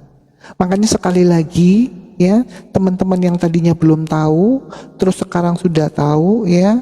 Tolong dikasih tahu anak cucunya, jangan ada lagi yang kena iming-iming. Gak tahu itu iming-imingnya gara-gara calon istri, calon suami, kekayaan, jabatan, ya.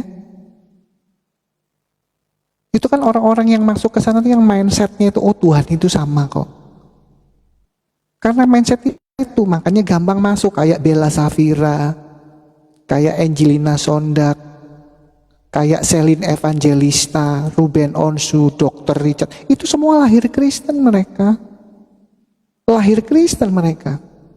Nah, mereka tidak pernah tahu isi ajaran RT 6. Karena di mindset orang Kristen awam itu kan Tuhan sama. Betul nggak? Semua agama itu mengajarkan kebaikan. Itu mindset mereka. Tapi tidak yang sebenarnya tertulis di ajaran mereka, di dalam Qur'annya. Ya. Jadi sekali lagi ya teman-teman, jangan pernah ada lagi ya korban-korban berikutnya karena duniawi. Akhirnya mereka tidak tahu, terjebak ya. Mereka tidak sadar masuk di ajaran setan. Ya. Itu dulu ya teman-teman ya, lanjut Pak Intan.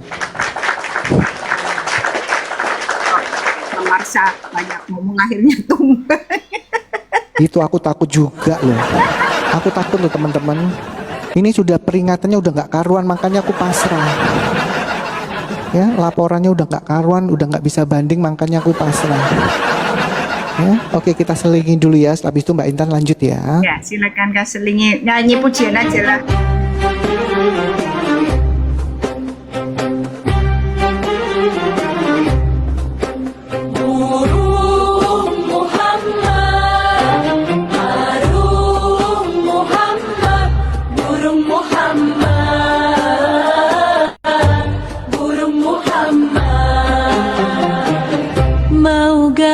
Babu Atahin satu, mau gauli mantu Al-Azab 36, mau gauli bocil At-Talaq 4, mau menggauli siapa aja Al-Azab 50, kawin tanpa mahar Al-Azab 37, mau gauli bini orang Anisa 24, pakai dulu baru bayar Anisa 3, sungguh Allah Maha Penyayang burung Muhammad, burung Muhammad, burung Muhammad, burung Muhammad,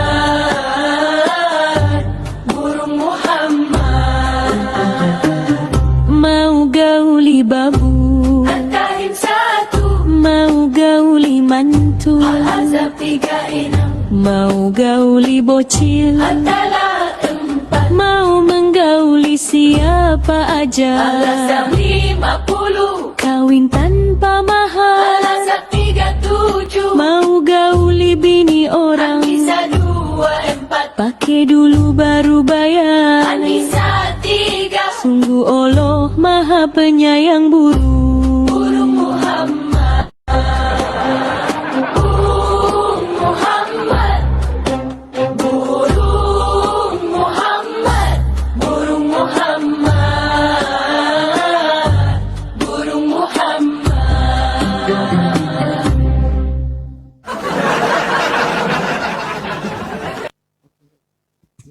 Lanjut Mbak Intan. Ya. Oke. Penghajar Aswad. Penghajar Aswad. Penghajar. Oke, Ya. lanjut Kak Intan. Memang ini sangat Enggak, menarik ya. Kalau Jadi- itu pengajar kalau dipanggil dengan nama Anda itu BLACK itu cepat ketombak Intannya. Nah, soal Intan kalau nyebutkan itu langsung ketombak loh. Pengajar Aswad, silakan pengajar Aswad. Jadi memang inilah memang sangat menarik ya. Jadi apa tadi yang dijabarkan oleh Kak Intan ini bukan hanya berlaku buat Islam binatang ya, tetapi juga membuat nambah pengetahuan buat kita teman-teman Kristen yang terkhususnya lemah iman agar jangan cepat tergiur kepada ajaran-ajaran yang menyesatkan gitu loh. Ya. Jadi sebuah ajaran yang sangat bagus dari Kak Intan ya, untuk mengajarkan kepada kita agar kita yang buat lemah iman jangan cepat tergiur pada ajaran-ajaran Islam yang sesat. Oke, terkait memang tadi ini ada tema ya, apa temanya nih? Allah dan Rasul sesat.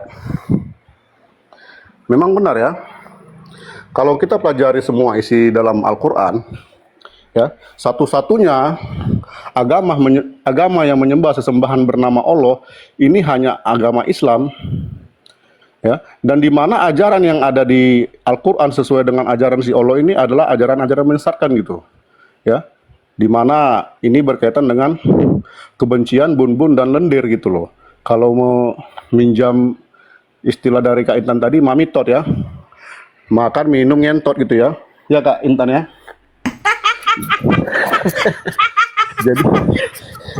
jadi nggak jauh beda memang dengan binatang gitu ya.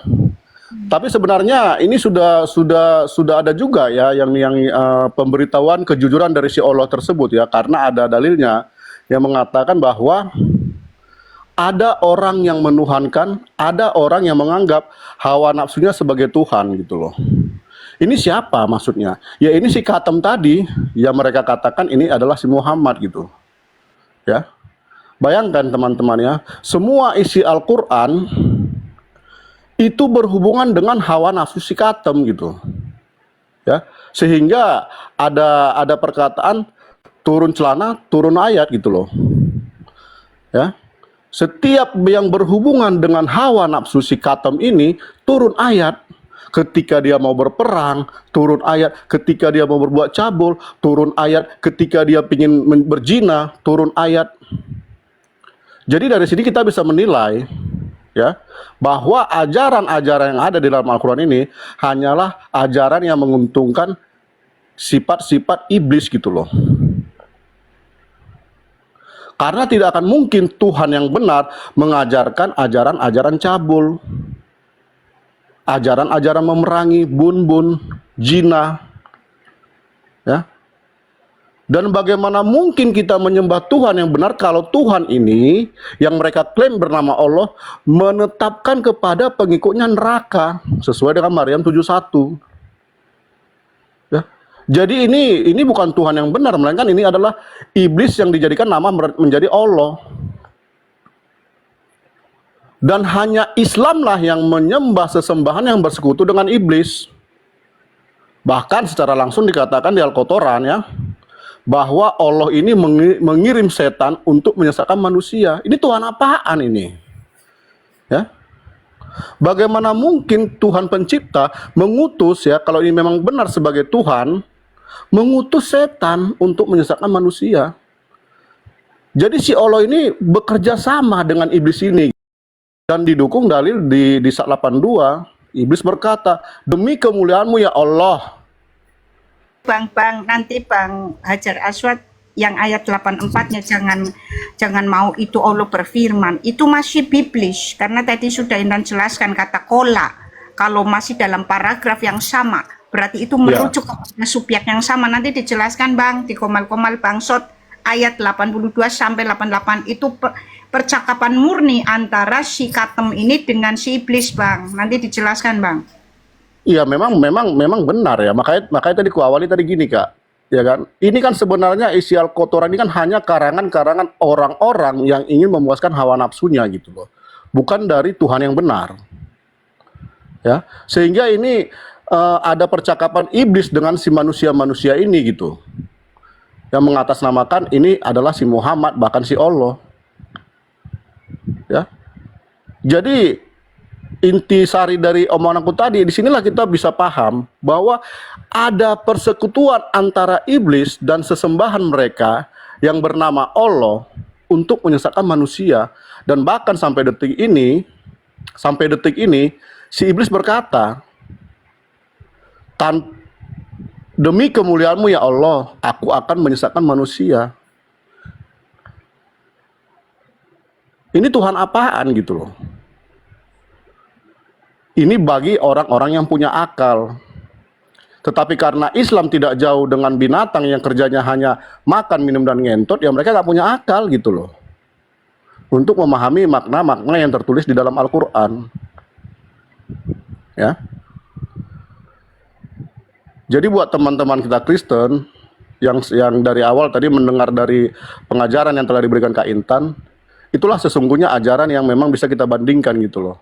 Mana Tuhan yang benar, mana yang dijadikan Tuhan-Tuhanan. Ya. Karena hanya iblislah yang mengajarkan hal dengan kedagingan gitu loh. Makanya ajaran Islam ini penuh dengan lendir gitu loh. Ketika si Katem berperang ya, keuntungan apa? Bisa party lendir dengan para budak-budaknya gitu. Jadi kesimpulannya kalau menurut aku ajaran Islam ini hanya 3 ya. Kebencian, bun-bun, dan diakhiri dengan apa? Pesta lendir. Ajaran setan, betul nggak? Iya benar, ajaran setan gitu. Karena ya inilah manfaat si iblis tadi. Dia tahu kelemahan manusia. Manusia ini kelemahannya apa? Ya kedagingan gitu loh. Jadi semua ini ajaran-ajaran sesat ini ya yang ada di Islam ini dibungkus dalam satu perbuatan yang sangat berhubungan dengan kedagingan, yaitu lendir gitu loh. Untuk apa? Untuk mencapai banyak pengikutnya, untuk menarik ini loh keenakan di Islam ini. Sementara bagi orang-orang yang tidak punya akal cepat tergiur, apalagi yang lemah iman. Mungkin boleh dilanjut lah Kak Intan. Ini Kak Intan udah ada menunjukkan apa ini? Ada di gambar layar besar ini. Silakan Intan. Dimensi kedagingan itu di 3D itu yang kubus. Jadi kubus itu kotak kubus Arab itu teman-teman. Itu kenapa dilarang oleh Elohim kita di Amos 5 ayat 26. Di Amos 5 ayat 26 itu disebut kewan atau sakut ya. Di Kisah Para Rasul 7 ayat 43 disebut moloh atau bintang revan. Adapun sekarang orang-orang Israel menggunakan simbol kubus hitam itu tidak mewakili Elohim kita ya teman-teman. Karena kalau mewakili Elohim kita ini salah. Karena apa? Elohim kita justru melarang simbol itu. Karena itu simbol kedagingan. Ya, simbol alam materi yang mudah rusak, mengenal maut dan mengenal penderitaan. Kita harus berpindah ke alam pikiran Kristus. Nah, ini bentuk dimensinya teman-teman. Karena tadi alam pikiran itu mewujud. Nah, karena manusia itu tadi mengerti alam pikiran kedagingan, yaitu alam pikiran binatang tadi teman-teman, sehingga jatuhlah ke dunia fana, ke dunia yang mengenal penderitaan. Makanya Kejadian 3 itu bicara tentang alam pikiran. Dan kemudian manusia jatuh, kemudian manusia itu menderita. hidup dalam tanah yang terkutuk, teman-teman. Makanya nanti ada Yerusalem baru, bumi baru, langit baru, itu ada perombakan. Ya, dihancurkan dulu yang lama itu, nanti digantikan dengan yang baru. Dan inilah dimensinya, teman-teman ya. Ini bisa dijelaskan sebenarnya secara fisika, tetapi ini membutuhkan alam pikiran yang tinggi, yang meninggalkan alam pikiran hewan. Nah, RT6 ini masih bertahan, bahkan nanti masuk ke dalam dimensi yang rendah itu, di 2D itu. Dimensi kebinatangan sepenuhnya. Coba, ngeri nggak itu? Jurang maut itu, teman-teman. Ya, Intan buat bagian seperti ini, teman-teman. Nah, kalau kita dibawa masuk ke 5D ini, sebelum nanti ke berikutnya itu yang disebut perkawinan anak domba. Yang penting aman dulu ini. Ya, selamat dulu ini. Makanya Tuhan mengatakan kamu sudah dipindahkan dari maut ke dalam hidup. Nah, kalau maut ini itu 3D tadi. Nanti jatuhnya ke jurang maut itu 2D. Dan hancur itu nanti kalau sudah 1D itu binasa selama-lamanya itu. 2D dan 1D itu sudah tidak bisa kembali kepada Elohim pencipta semesta alam. Ngeri nggak? Ya, alam pikiran binatang sepenuhnya. Yesus Kristus membawa kita naik nih ke alam pikiran 5D itu, teman-teman. Pikiran Kristus. Nanti setelah itu baru ini dunia kita ini, dimensi kelima aja ini penelitian yang sangat panjang itu, Bang Hajar Aswad, dari saintis ya, dari ilmuwan-ilmuwan, karena pikiran manusia nggak menjangkau, Bang Hajar Aswad. Tetapi ini bisa dibuktikan ya, teman-teman. Nah, ini butuh pikiran yang tinggi, sedangkan manusia tidak mampu. Betul nggak, Bang Hajar Aswad? Manusia nggak mampu untuk mencapai pikiran Kristus itu. Makanya kita butuh Yesus Kristus. Benar. Iya, kita kan nggak mampu ini, karena kita masih terjebak dalam tubuh kedagingan ini. Kadang-kadang kita saja berbuat salah kayak Intan ini. Karena itu menunjukkan bahwa kita itu butuh juru selamat. Butuh yang dari atas itu mengikatkan pikiran kita untuk masuk ke dalam alam pikiran yang tinggi tadi. Untuk naik ke atas ini, yang disebut alam pikiran dimensi kelima. Ya, teman-teman. Makanya teman-teman, alam pikiran ini sama persis nih bentuknya dengan alam semesta. Ya, jadi mengikuti alam semesta itu mengikuti alam pikiran kita. Ketika alam pikiran kita berubah, semesta kita berubah. Makanya itu kan ada tadi disebutkan kan di kitab Wahyu dan Yesaya, nanti bumi yang lama dan bumi yang langit yang lama itu tidak ada lagi, dirubah jadi bumi yang baru, langit yang baru, Yerusalem yang baru. Ya, itu karena ada perubahan alam pikiran kita disatukan menuju alam pikiran Kristus, teman-teman. Jadi antara Intan itu begitu Kristen membaca Alkitab, inilah kitab yang aku cari. Yang ngupas segalanya, teman-teman. Itu nggak ada Intan temukan di kitab-kitab lain. Ya, karena kitab lain ujungnya surganya mamitot. Ya, makan minum ngentot gitu loh. Kalau kitab kita mengatakan surganya hidup kudus, inilah yang seharusnya. Karena ketika manusia alam pikirannya naik, tadi nafsu hewani tadi tertinggal. Ya, karena manusia itu tidak mampu untuk meninggalkan itu, makanya kita butuh Yesus Kristus supaya nanti ketika kita jiwanya itu keluar dari tubuh, meninggalkan tubuh hina ini masuk ke dalam pusat kesadaran atau peniel kita, yaitu alam pikirannya Elohim sendiri, yaitu Yesus Kristus. Itulah kenapa Elohim kita menurunkan pikirannya itu, mewujud jadi manusia, supaya kita masuk di dalam pikirannya Elohim sendiri, yaitu Yesus Kristus, teman-teman, sehingga kita itu mampu, begitu kita jiwanya itu mau meninggalkan tubuh hina ini, kita sudah diikat, karena Elohim tahu kita nggak mampu. Ya, Yakub aja itu mati-matian itu ketika mau membuka peniel itu. Di Kejadian 32 ayat 30 dan 31 itu mati-matian sampai pahanya sakit pincang itu ya. Itu mengerahkan seluruh energi, teman-teman. Itulah kenapa kita melalui Tuhan kita dimampukan nantinya ya, terakhir di akhir hidup kita. Makanya jangan sampai mengkhianati Tuhan Yesus Kristus, supaya kita nanti jiwanya itu naik ke atas, bukan jatuh ke bawah. Yang kita memasuki dimensi alam pikiran 5D, yang kemudian kita nanti naik dibawa oleh Tuhan kita, teman-teman, menghadap, menyatu dengan hadirat Bapa. Karena kita nggak mampu, teman-teman, benar. Sangat sulit manusia itu, teman-teman. Karena itu butuh pikiran yang maha tinggi tuh. Ya, Intan sudah mengukur nggak mampu, kepala Intan mau pecah kok. Nah, makanya ketika itu dipaksa itu loh Bang Hajar, itu nyut minumlah Paramek nih Bang Hajar. Nanti ulangi lagi nih, nggak mampu Bang Hajar, nyerah. Akhirnya yang dilakukan sama Intan adalah menyerahkan semuanya sama Tuhan Yesus Kristus, menaklukkan pikiran kita pada pikirannya. Itu yang bisa kita lakukan, teman-teman. Karena Intan sudah coba sendiri nggak mampu, teman-teman, mau muntah, mau pecah kepalanya. Ya, kenapa Yakub mampu? Ya karena dia dipilih.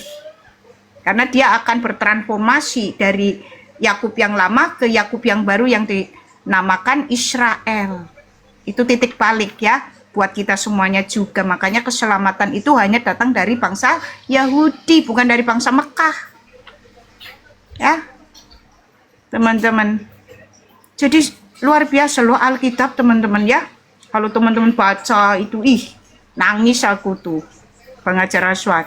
Inilah yang aku cari sejak dulu. Karena waktu Intan masih Islam itu sebenarnya sudah mengerti alam-alam pikiran. Tetapi begini, waktu itu Intan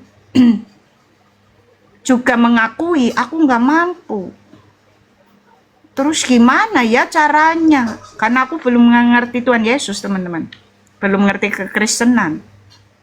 Seandainya dulu ada yang mengajarkan ya bahwa Intan, Yesus Kristus itu kan pikirannya Elohim, karena dia adalah firmannya Elohim. Firman itu kan intelektualitasnya Elohim, pikirannya Elohim, hikmatnya Elohim. Seandainya dulu mungkin ada yang mengajarkan begitu, Intan udah masuk Kristen sejak lama, teman-teman, nekat.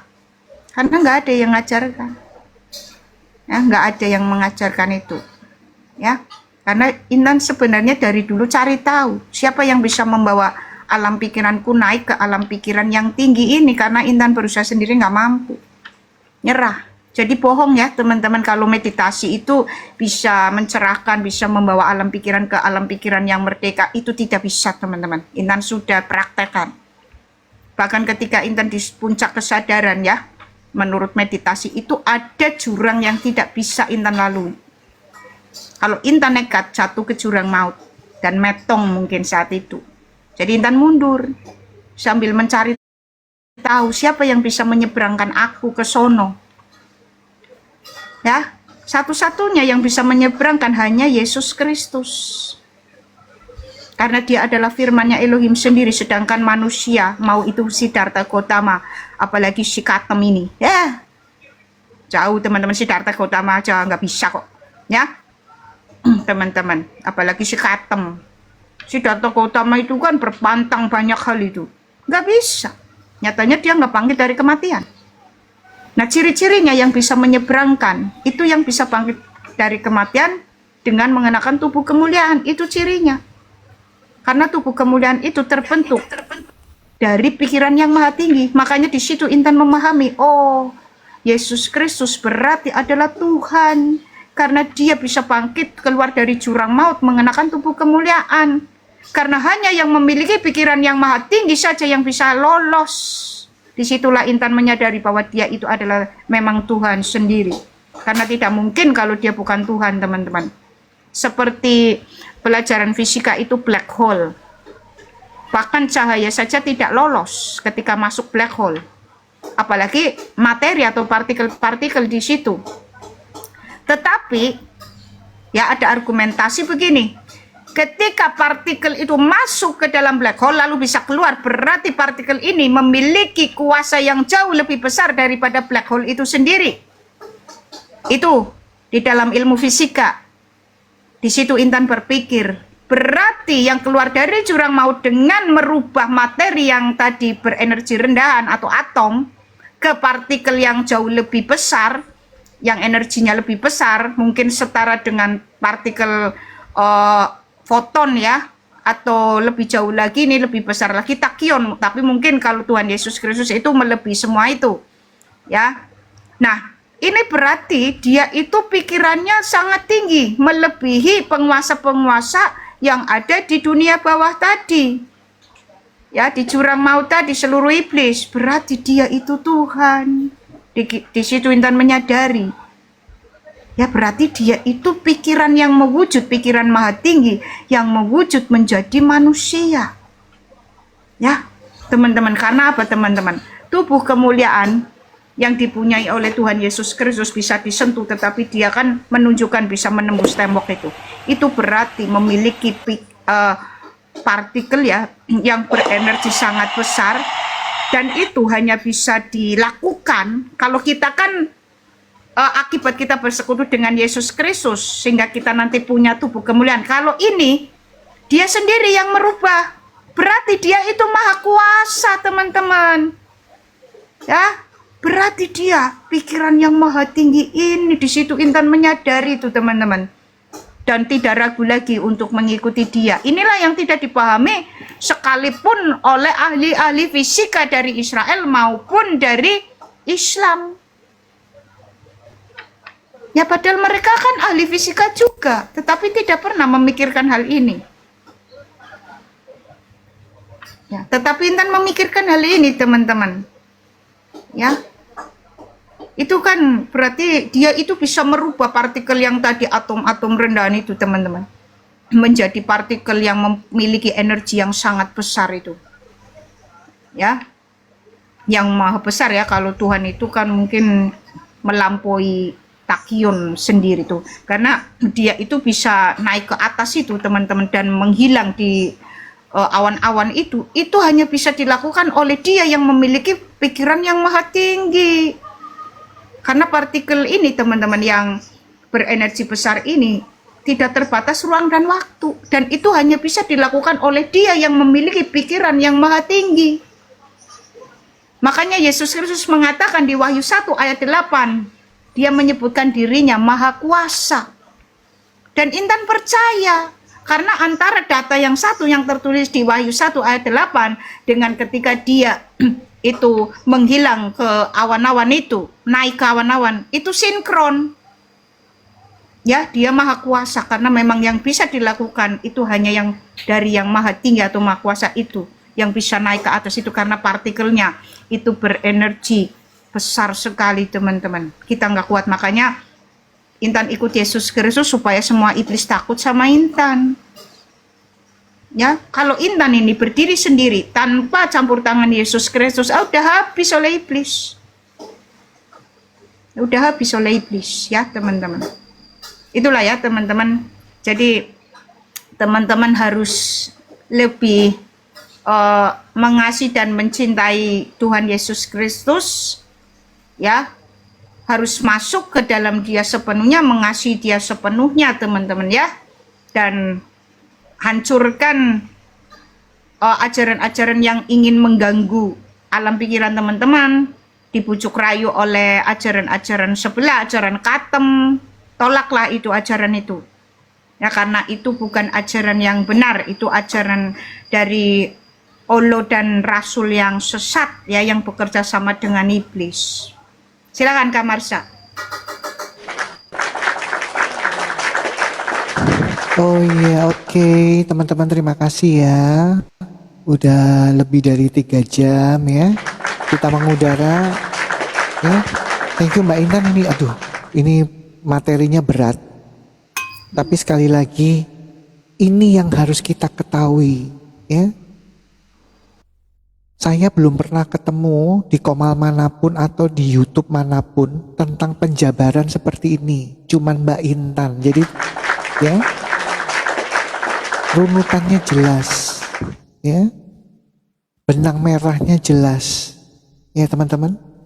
Jadi sekali lagi ya, jangan pernah ketinggalan kalau ada pembahasan dari Mbak Intan, supaya kita tahu asal muasalnya iblis, setan dan lain-lain ini, dan itu menjurus ke ajaran siapa ya teman-teman. Sekali lagi, karena seperti ini tidak mungkin disampaikan di gereja, di komsel, nggak mungkin ya.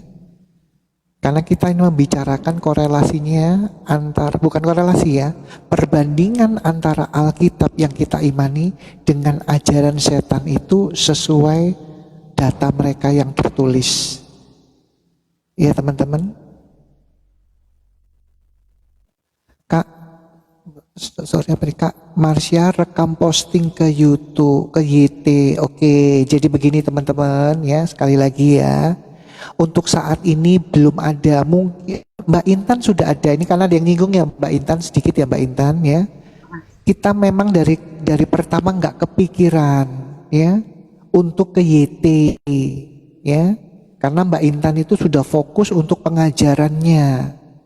Tetapi lama-lama ya, lama-lama bukan semakin lambat teman-teman. Untuk yang di TikTok ini sudah pada tahu kambing-kambing termasuk gurunda-gurundanya. Cuman sayangnya tidak menyeluruh, tidak meluas. Nah, seminggu terakhir itu baru kepikiran, memang harus punya YT atau tutup. Supaya apa? Supaya di luar orang-orang yang tidak mendengarkan tok-tok itu tahu pengajaran Mbak Intan. Ya.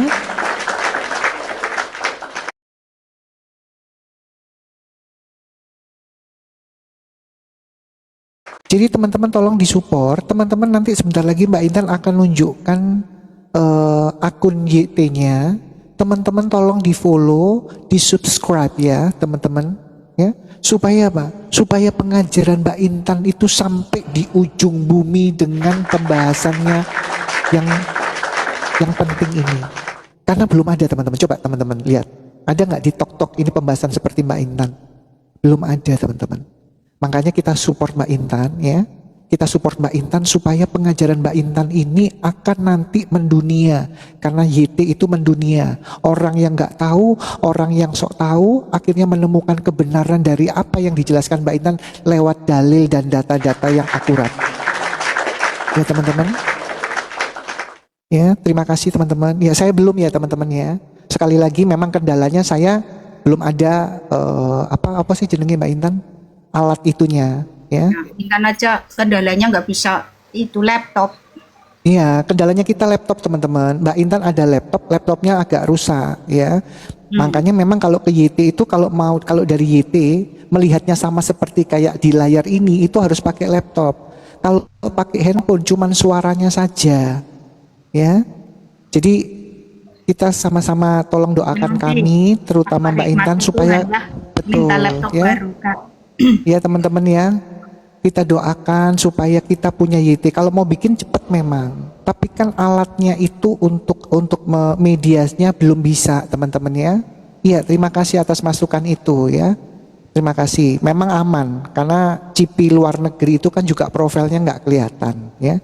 Dia juga banyak dicari ya, tapi aman-aman saja. Kalau YT itu kan nggak sembarangan ya. Terima kasih ya teman-teman. Yang nyariin Iya. pada metong nggak?